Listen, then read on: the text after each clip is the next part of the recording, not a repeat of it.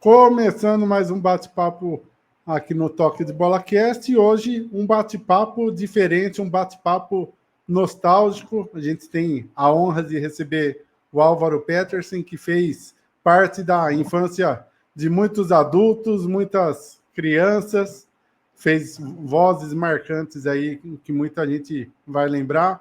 Álvaro, queria agradecer você por ter aceito esse convite nosso. Para mim é uma honra fazer esse bate-papo com você. Espaço aberto aí para você se apresentar a todos. Ô, Felipe, que legal. Estou muito contente de estar aqui também e batendo uma bola aqui, literalmente, com você, num espaço que é até de esporte, né? Mas todos nós aqui pertencemos a esse universo aí que você falou. Eu fico cada vez mais contente de ver que eu fiz parte da vida de muita gente e do momento de educação mesmo, sabe? Que era o que a gente se propunha fazer na época do Castelo e muito antes do Castelo. Então, é um prazer estar aqui. Comigo vem todos os personagens que eu já fiz ali no Castelo. Vem a Celeste, vem o Godofredo. Então, estou aqui para o que der vier. Estou à disposição, assim, para te responder também o que você tiver de curiosidade e o seu público também. Uma delícia estar aqui, velho. Ô, Álvaro, você que é natural de Ribeirão Preto, cidade vizinha nossa aqui de Araraquara, como que começou a sua carreira profissional? Você que é ator, músico, compositor, professor, arquiteto, como que começou a sua trajetória profissional? Você já sonhava trabalhar em TV? Como que começou a sua carreira? É muito legal, porque, bom, você está em Araraquara e eu estudei em São Carlos, né? Gosto muito aí da região. Eu até estive em São Carlos tocando em março do ano passado. E, enfim, e sou de Ribeirão, que é um pouco mais quente do que Araraquara, né? Um pouquinho mais quente só, mas são cidades que eu gosto muito. Eu passei muito nessa estrada, Ribeirão e Araraquara, muitas vezes que eu fazia cursinho lá no CAASO, aí, lá em São Carlos. Então, ia para lá e voltava há muito tempo. Nessa época, já era músico, entendeu? Desde essa época de cursinho tal, tocava com Kiko Zambianchi lá em Ribeirão Preto, né? E não imaginava trabalhar em televisão, claro que não, né? Tanto que eu não fiz rádio e TV. Né? Depois me formei em arquitetura. Né? Tenho graduação em arquitetura e mestrado em artes visuais bem depois, já no século XXI. Né? Mas sempre fui artista, sempre trabalhei, sempre estava no palco, tocando, cantando, e depois comecei a atuar um pouco. Né? E aí, para a televisão, foi um pulo, assim, mas eu primeiro comecei a carreira como músico, depois fui fazer faculdade em Campinas, arquitetura, e daí eu fui convidado para ir fazer um teste na TV Cultura como músico, né? Nos anos 80. 80, na verdade, 86, né? Já quase no final dos 80. E aí eu fui fazer um programa Bambalalão, que era ao vivo, e aonde precisavam de um músico. Então, eu fui como músico, tocando músicas infantis ou para as crianças. Na verdade, eu me lembro que o meu concorrente era a Xuxa, né? Que estava acabando de lançar Balão Mágico, aquelas coisas, e a gente ia na contracultura, né?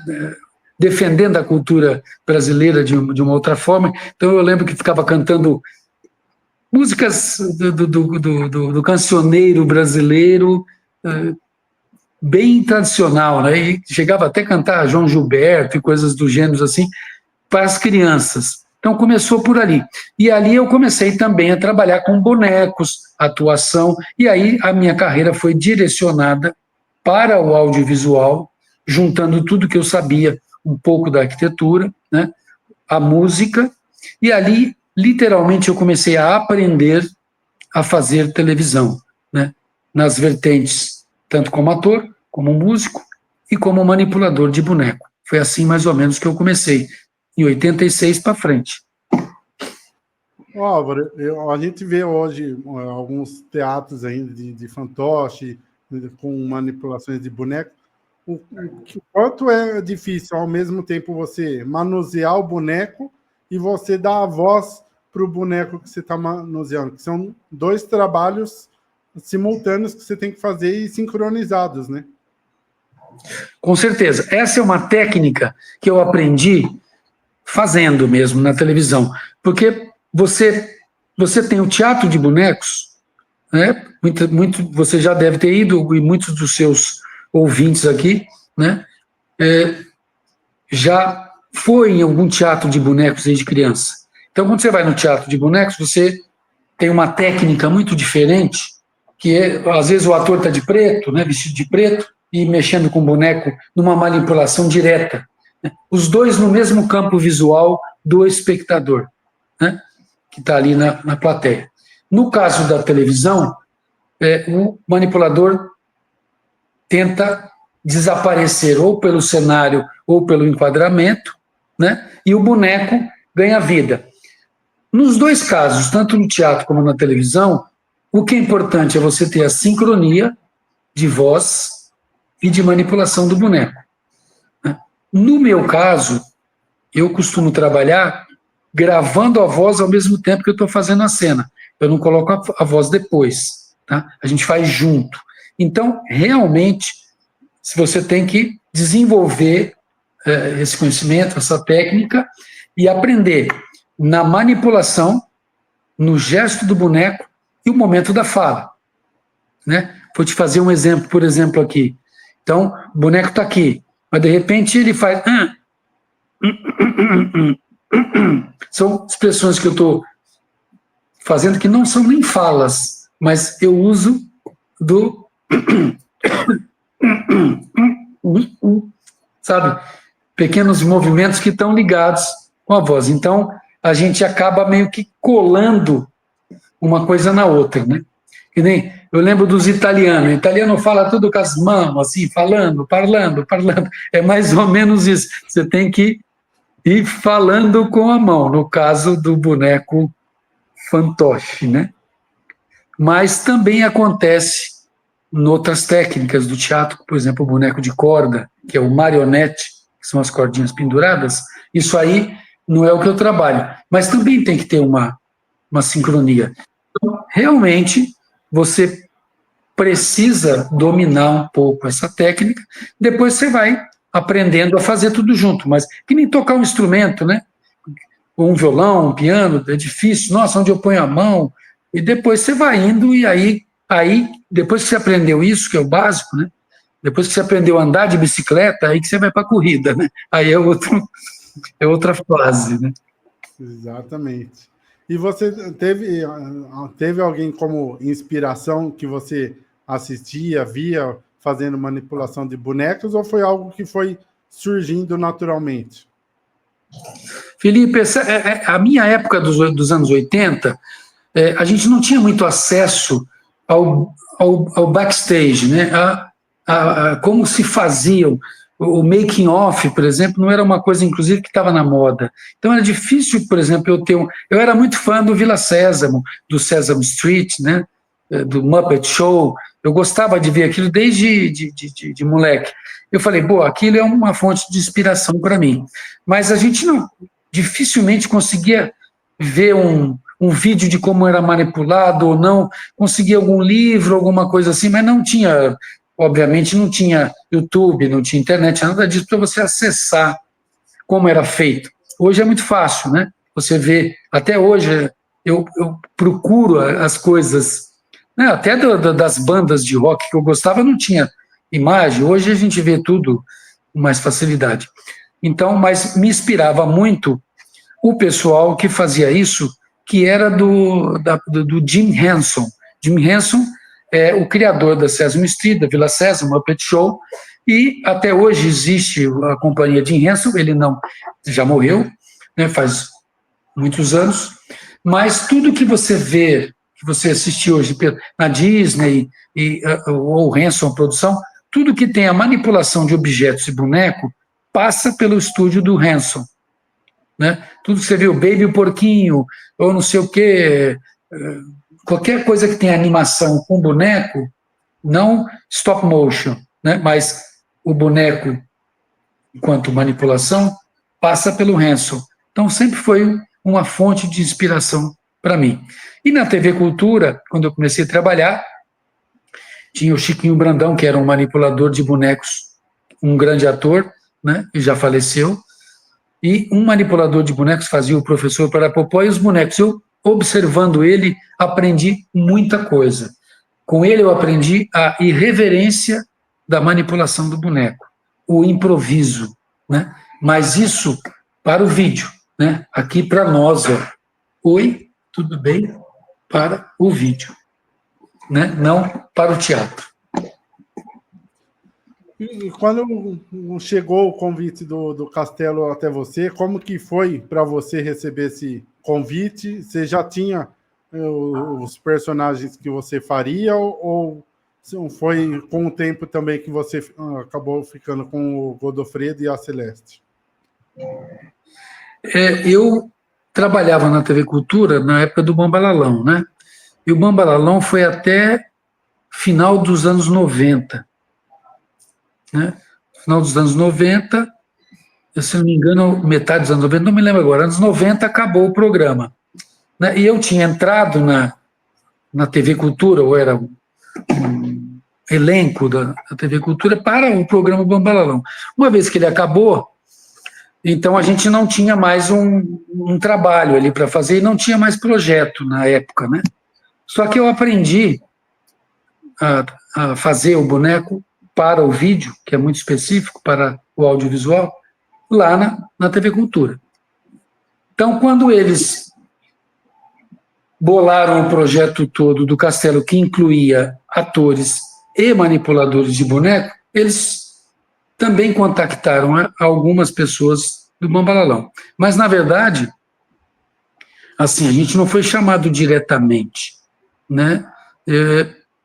Eu fui no Castelo no começo, eu fui com o Godofredo. O primeiro personagem que eu fiz foi o Godofredo, porque ele havia sido construído pelo Jesus Seda, que é o artista plástico que fez, contratado pelo Cal, e precisava apresentar o boneco para ser aprovado.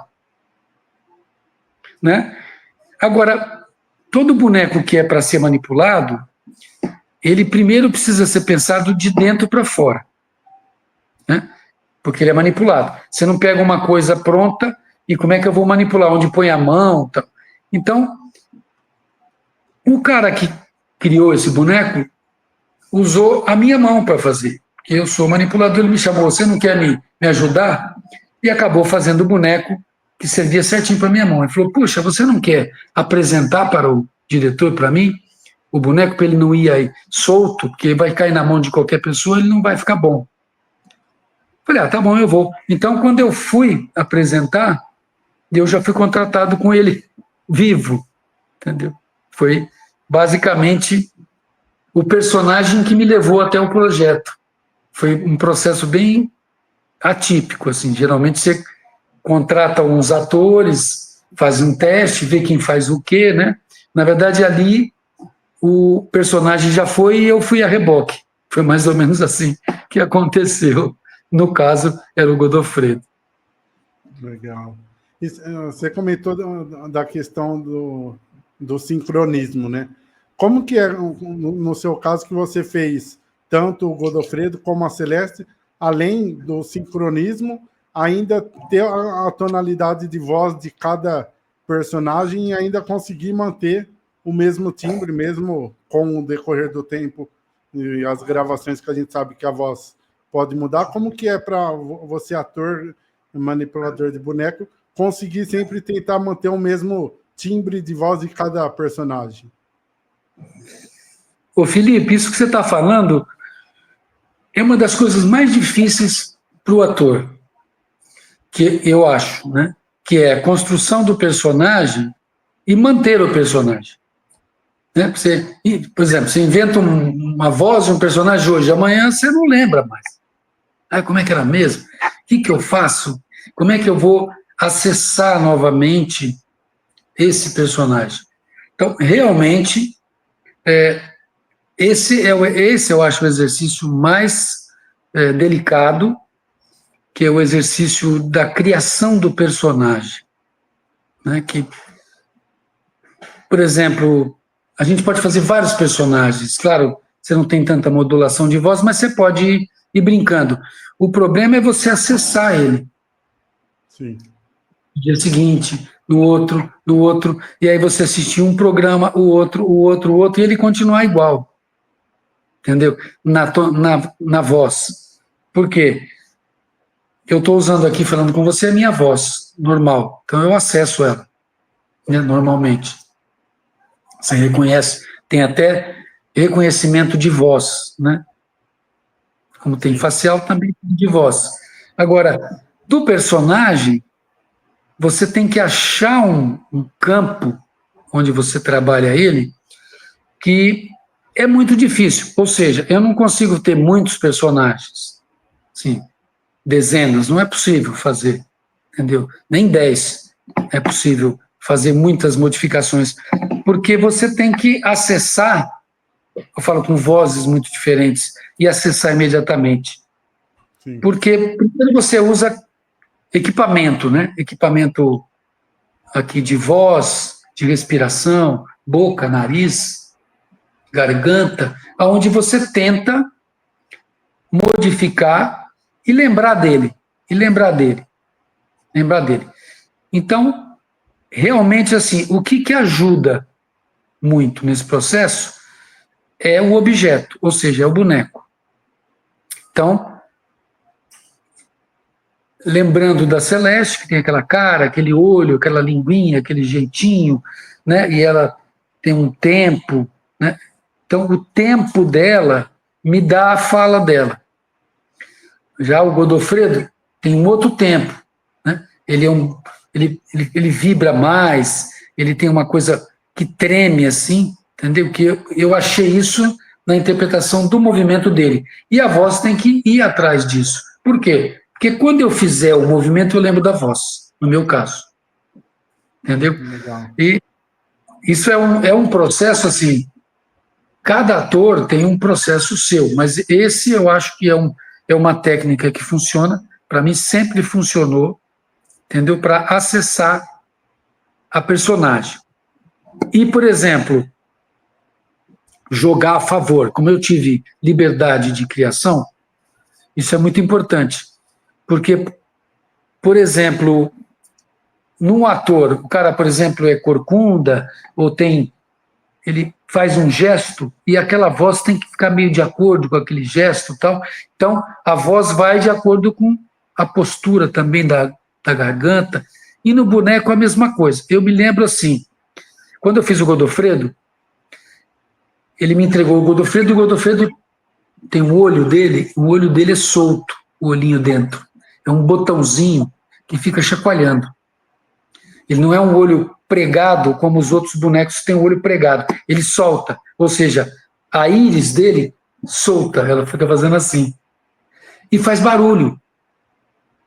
Então, quando eu mexi, ele fazia... Eu falei, bom, então eu tenho que fazer um movimento ou uma voz que possa incorporar isso. Então, ele fazia uma coisa trêmula, sabe? Que tinha a ver com o olhinho dele que ficava assim. Né? Ele não era uma coisa firme. Ele nunca ficava com o olho firme, ele estava sempre com o olho balançando. Então, isso me ajudou na voz. Então, chacoalhei o boneco, lembro da voz. Legal. E no caso da Celeste, também. Outra coisa, o Godofredo era mais assim, um movimento mais puladinho, a Celeste mais serpente, assim, mais sinuosa. Então a voz dela também vinha mais sinuosa, né? E tentando lembrar da cara dela, e aí eu ficava prestando atenção na cara dela, e vinha. Então, eu lembrando da cara dela, vem a minha voz, vem a voz dela. Então, são mecanismos de lembranças, né, afetivas, né, memória também mecânica de equipamento aqui que a gente tem, né, de voz e tudo, e gesto, sobretudo. Então, fazer a voz junto com o boneco me ajuda profundamente. Eu não gosto muito de fazer uma coisa sem a voz, porque me ajuda demais a interpretar, sabe, o personagem. Legal. Ô, Álvaro, e a questão dos bastidores? Como que era para você fazer os bonecos que muitas vezes tinha que ficar em posições desconfortáveis, fora ali da cena? A Celeste, eu vi até uma entrevista sua no YouTube, que você ficava dentro daquele espaço pequeno da árvore, que eu até vi que você comentou que uma vez de tanta gravação acabaram te esquecendo lá dentro da árvore, esquecendo de avisar que já tinha acabado as gravações. Como que era essa questão de bastidores para você fazer os bonecos? Olha, o mundo do boneco é basicamente o bastidor, sabe? Porque tudo acontece no bastidor para que o boneco ganhe vida, né? É como se fosse um iceberg, né? Só aparece a pontinha do iceberg, mas o grande mesmo está lá embaixo, né? Está escondido. Então, você imagina que tem um ator, né? Está ali, e esse cara tem que desaparecer e ter só a mãozinha dele aqui no canto. Então, o bastidor é o universo do boneco. No caso da Celeste, o que me escondia era a árvore, era um cenário, né? Então, eu diria que não era um dos mais desconfortáveis para você trabalhar, né? Porque, vamos supor que eu vou... Ó, vejam aí. Então, estou aqui, né? Então, vamos supor que aqui é uma árvore. Aqui está o buraco, então minha mão está aqui. Tá? Não era tão... Claro que eu estou aqui, tolhido de movimento, mas estou aqui. Sim. Com o cenário escondendo. Se não tivesse a árvore, não tinha como me esconder, né? Agora, em outros bonecos, como eu fiz o Cocoricó, como o Godofredo, era de baixo para cima. Então, tem que estar lá embaixo. Aí eu vou pedir licença aqui, ó, não fiquem tontos, tá? Que eu vou ter que subir a câmera,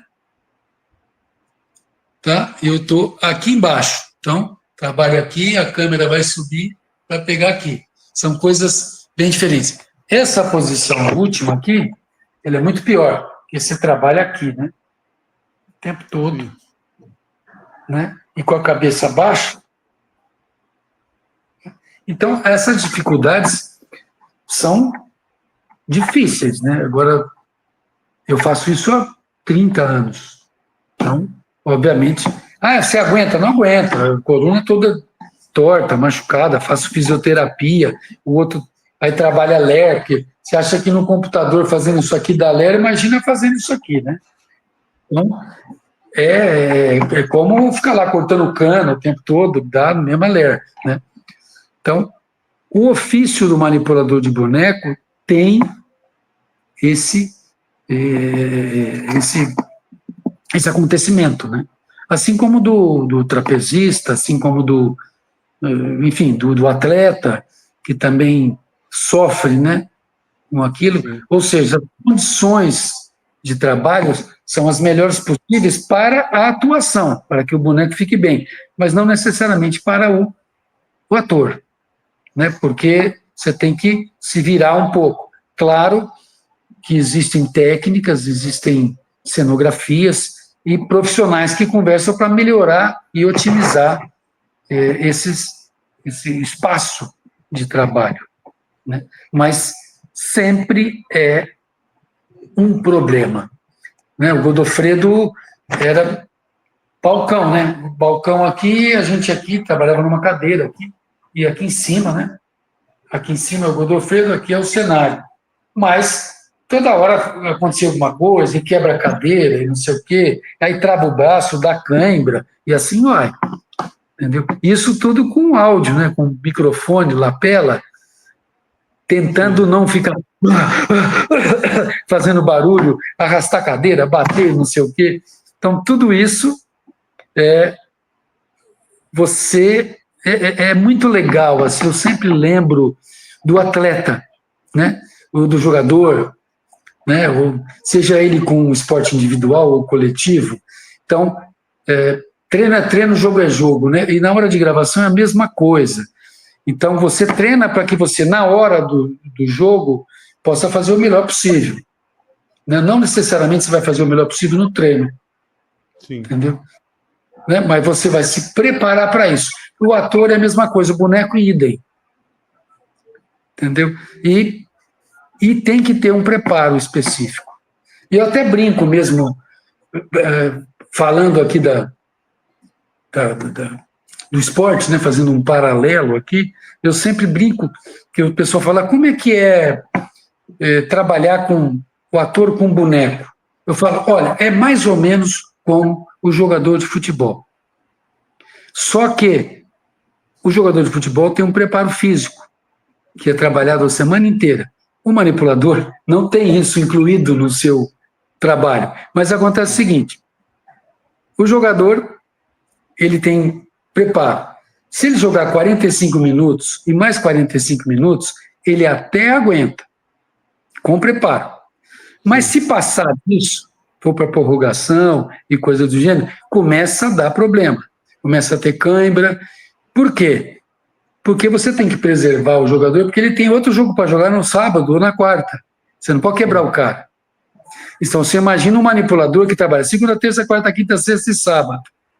O cara vai querer quebrar, o manipulador vai dar um puta câmera, mexer, pinçar a coluna, não pode. Então é a mesma coisa, é 90 minutos. Depois disso, não pode, porque vai dar câmera.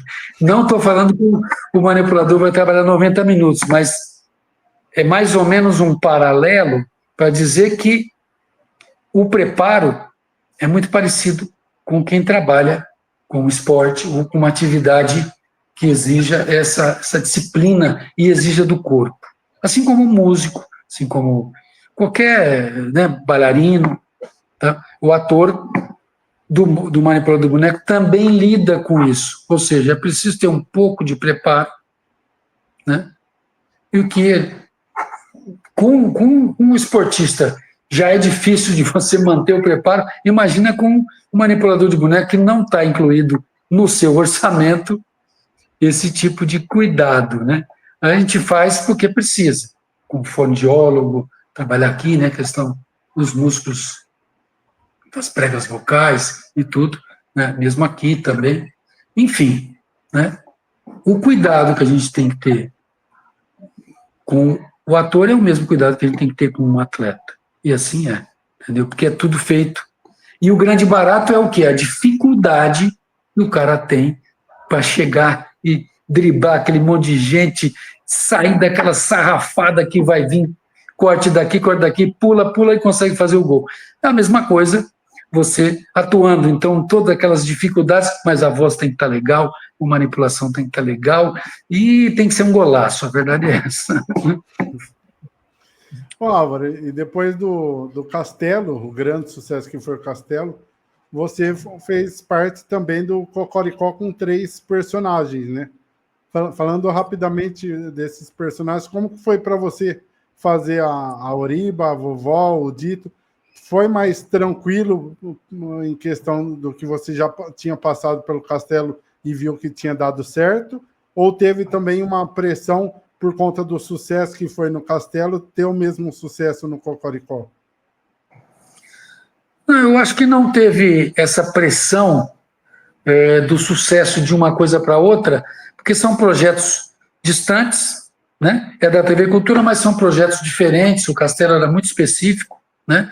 E o Cocoricó, ele vem no segmento da cultura que é o pré-escolar, que antigamente era o Curumim, depois veio o Catavento e depois veio o Cocoricó, que é de 0 a 6 anos. Então ele tinha só esse compromisso de cumprir o pré-escolar, né? A criança de 0 a 6. O Castelo não, o Castelo já é realmente, até hoje nada foi igual ao Castelo, porque é muito difícil fazer aquilo, e atingir um público desse, enfim. Mas, na questão da manipulação dos bonecos, o Cocoricó, ele tinha muito mais trabalho, muito mais, por quê? Porque é um programa só de bonecos. Sim. Entendeu? O Castelo tinha quadros com bonecos e o boneco participando em algum momento, mas tinha os atores. Né? Mais difícil porque você tinha que trabalhar com duas linguagens. O Cocoricó é uma linguagem só, é boneco, e a gente trabalhava técnica de fantoche aqui, né? Mão para cima, e a detalhe, Cocoricó foram 12 anos gravando, então ele tinha que ser melhores condições, senão a gente morria, né? Não ia aguentar fazer. Então o Cocoricó foi um momento de evolução dentro da própria cultura, no know-how que a TV Cultura teria a gente, onde a gente trabalhava em pé. Tá? O resto, a gente trabalhava fora a árvore, que eu trabalhava em pé, o resto era sentado, de baixo para cima. Cocoricó não, como era só boneco, então o cenário era lá em cima e a gente tudo com a mão para cima. Então, era só boneco. Ou seja, a linguagem era mais adequada para a gente. Era muito mais trabalho, porque você ficava o dia inteiro com a mão para cima, gravando aquilo muito tempo. As temporadas eram de 8 meses, parava 3 meses, depois voltava mais 6 meses, 8 meses, tá? Isso não gravava direto, era de acordo com as temporadas, né? Então, a herança que nós desenvolvemos antes, nos programas antes do Cocoricó, ele evoluiu. Então, tanto que teve que evoluir, porque era um programa só de bonecos, né? Ou seja, para você ter 3 bonecos aqui para cima, você tinha 6 pessoas embaixo. Então, isso não existia no Castelo, né? Então, é uma outra estética, uma outra questão operacional, né? E no Cocoricó, eu fazia 3 personagens, dei vida para 3 personagens. A indiazinha Uriba, uma menina, que era uma índia que morava, a personagem era uma índia que morava numa aldeia perto da fazenda, que o Júlio estava de férias na fazenda do avô e da avó, e aí na fazenda tinha uma aldeia, então a cultura criou esse personagem para trazer, né, a questão do indígena presente no universo da criança. Né? Assim como tinha o cego, também, né, tinha outras situações colocadas para promover essa inserção, né, para as crianças. E aí eu fazia, então, a vovó, que era uma velhinha, né, a Uriba, que era uma menina índia, e o Dito, que era da dupla Dito e Feito, que eram... Eles vieram a partir da segunda temporada do Cocoricó. Na primeira temporada eu não participei, não tinha meus personagens, acho que nem a vovó tinha, também não tinha, e eles vieram para ser os vilõezinhos do programa Dito e Feito. Na verdade, era vilão, entre aspas, ele era super bonzinho, mas era mais para você ter uma solução dramática, né? Você tinha, para poder construir roteiro, porque eram muitos roteiros. Então era Júlia, Galinha, então tinha que ter uma outra coisa para criar um conflito dramático. Então vieram esses 2 personagens que ficavam sempre tramando alguma coisa para estragar o que o Júlio estava fazendo com as galinhas. Então a função deles era uma função de conflito dramático, né, para trabalhar a questão dos roteiros mesmo.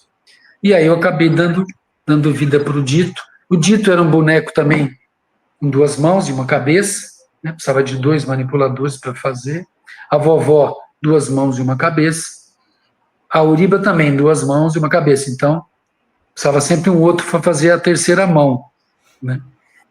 Então, realmente, e muito engraçado, porque eu fazia 3 personagens femininos, a Celeste, a Uriba e a vovó. Né? E não tem menina. Sim.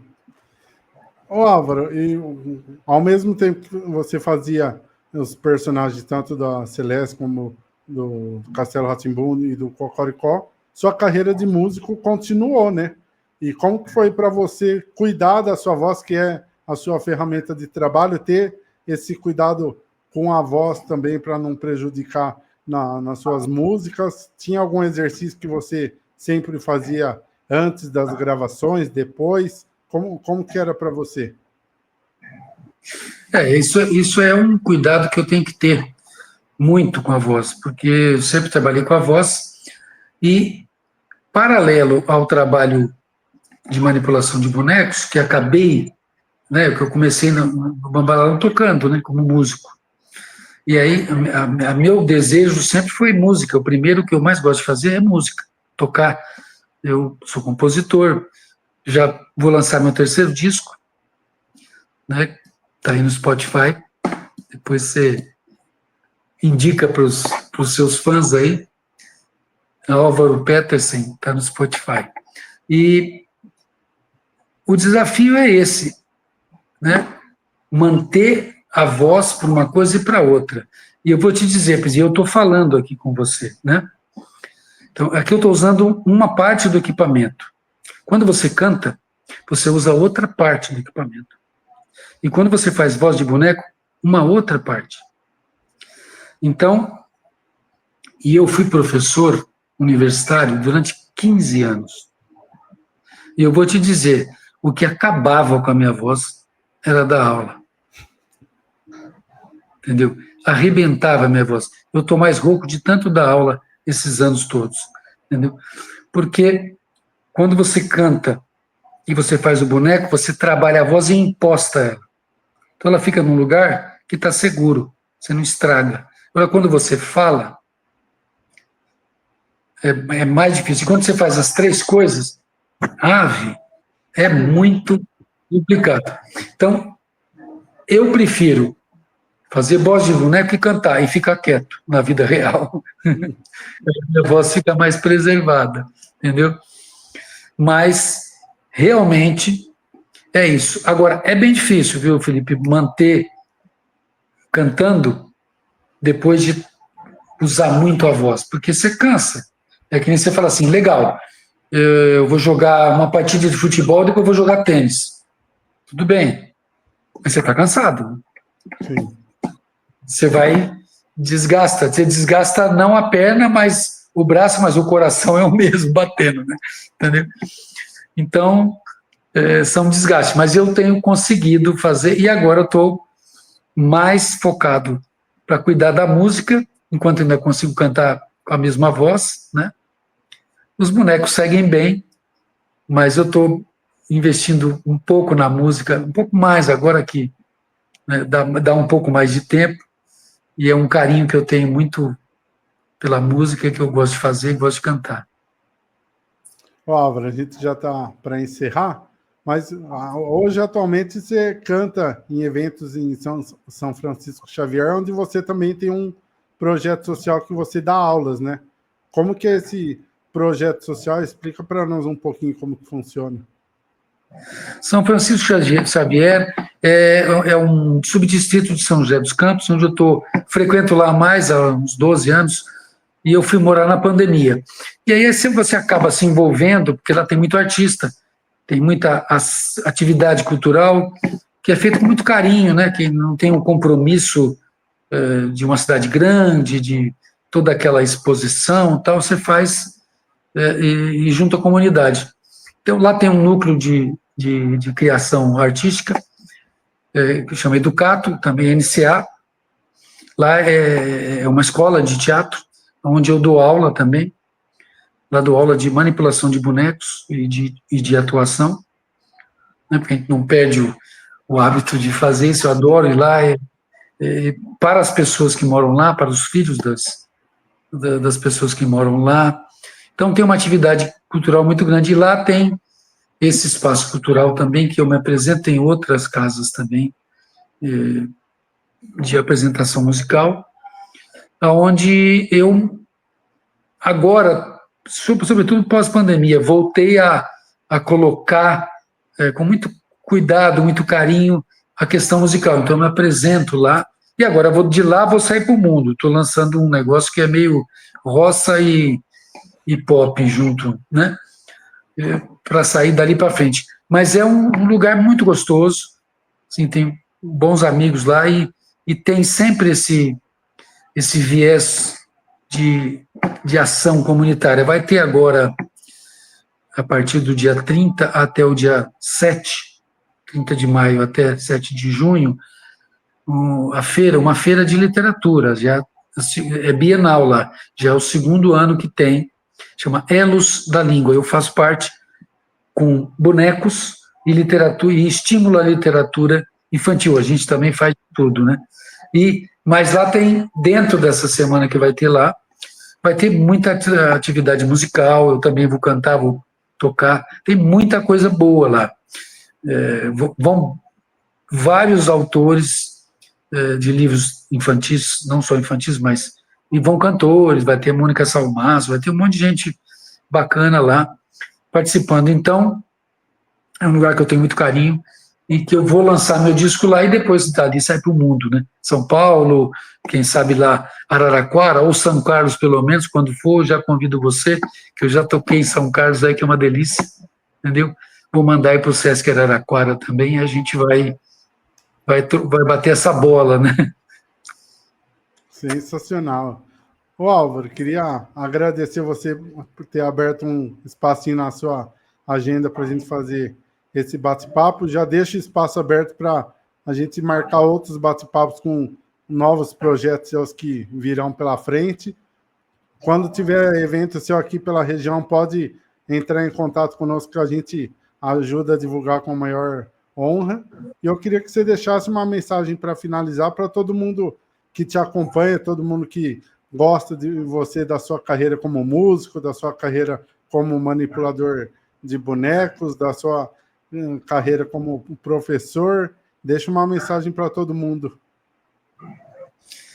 Legal, te agradeço, Felipe, muito. Depois, claro, vou te convidar para os eventos que agora já estamos juntos. Depois quero vir aqui cantar para você também, vai ser divertido, tá? E olha, para vocês todos, para você, Felipe, para quem está aqui com a gente, eu acho assim, uma coisa que eu sempre fiz, eu aprendi, assim, faça tudo com muito carinho, com muita delícia de fazer, com coração, sabe?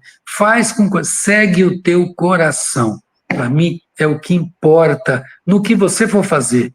Eu tive muitos alunos, eu não sei, eu queria fazer isso porque o mercado, eu falei, respira, segue o teu coração, que ele vai bater bem melhor aonde você seguir. E aí você segue o teu talento, estuda muito o que você quiser, tudo que você quiser, faça com amor, com dedicação, tá? Sempre, com muita dedicação e, puta fé, joga para o universo lá e faz. E outra, ninguém... muita gente fala assim para mim, mas não tem mais hoje. Eu falei, bom, então faça. Se não tem mais, faça, porque foi o que me moveu. Não tem isso. Não, eu vou fazer. Mas vamos fazer, a gente faz. Mas não tem isso, a gente inventa. Entendeu? Inventa. Faz o que você quiser. Sonha e corre atrás. Eu acho que é o que tem que ser feito. Com muito amor, muito carinho. Sempre, muito respeito. E aí, e com muito comprometimento. Tudo que eu fiz tem comprometimento. De repente eu olhei, eu me comprometi tanto que faz 30 anos que eu ainda estou comprometido com esse trabalho. Então, o que importa é isso. Faz, que nem você está apresentando, apresenta com carinho, com amor. É o que interessa. Entendeu? É isso que eu passo para vocês. É isso aí. Queria agradecer também aos assessores do Álvaro que fizeram essa ponte para a gente poder fazer esse bate-papo. Agradecer você mais uma vez, Álvaro, por ter aberto esse espacinho conosco e já deixa marcado aí quando você vier pela região, a gente faz um bate-papo ao vivo aí, ajuda a divulgar seus eventos que com certeza continuam sendo marcantes. Obrigado, Felipe. Obrigado por Guilherme e os Guilhermes, né, que abriu espaço aqui para a gente. Para mim, um enorme prazer, querido. Muito legal. Sucesso total para você e para a gente. Obrigado a todos e uma ótima noite. Valeu, um abração. Quero te conhecer pessoalmente, hein?